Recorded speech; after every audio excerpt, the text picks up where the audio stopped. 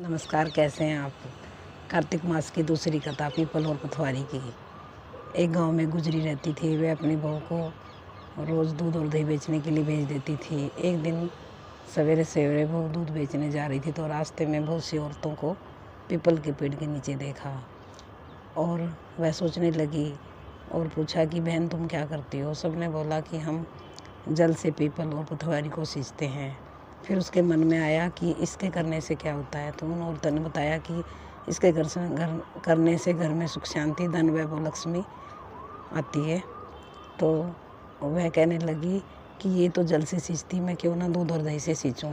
उसने ऐसा ही किया, दूध तो पीपल में और दही को पथवारी से सींच दिया। ऐसे करते करते शाम हो गई और वह जब अपने घर आई तो सास ने बोला कि दूध दही बेचने के पैसे।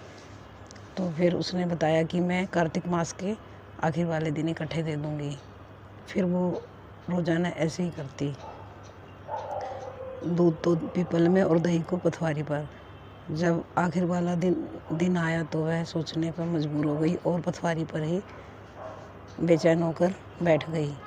और सोचते सोचते संध्या हो गई और अब वह सोचने लगी कि सास पैसे मांगेगी तो मैं कहाँ से दूँगी। फिर पीपल से आवाज़ आई कि आज तुम अपने घर क्यों नहीं जा रही। फिर उस स्त्री ने बोला कि मैं घर जाऊंगी तो सास मेरी पैसे मांगेगी, मैं कहाँ से दूंगी। पीपल और पथवारी ने बोला कि पैसे तो हमारे पास भी नहीं है, तुम ऐसा करो कि ये ईंट रोड़े पत्थर मिट्टी पत्ते अपने इसमें भर के और एक कोठरी में रख देना। तो उसने ऐसा ही किया। जब सास ने बोला कि दूध और दही के पैसे, उसने कहा माता जी आज मेरे सिर में बड़े ज़ोर का दर्द है, मैं सोने जा रही हूँ, मैं सुबह दे दूँगी। तो सास ने भी सोचा कि आज ये बिना खाए पिए सो गई है। तो सुबह उठी तो सास ने सोचा कि आज मैं ही झाड़ू पोछा कर लेती हूँ। उसने जब कोठरी खोली तो देखा कि उसमें तो हीरे मोती सोना चांदी दगमगा रहा और पूरा कोठरी में खुशबू ही खुशबू। तो वह हैरान हो गई और अपने बहू के पास आई, बोला कि ये तूने क्या किया, तू कहाँ से चोरी करके लाई, जब राजा को पता लगेगा तो हम क्या जवाब देंगे।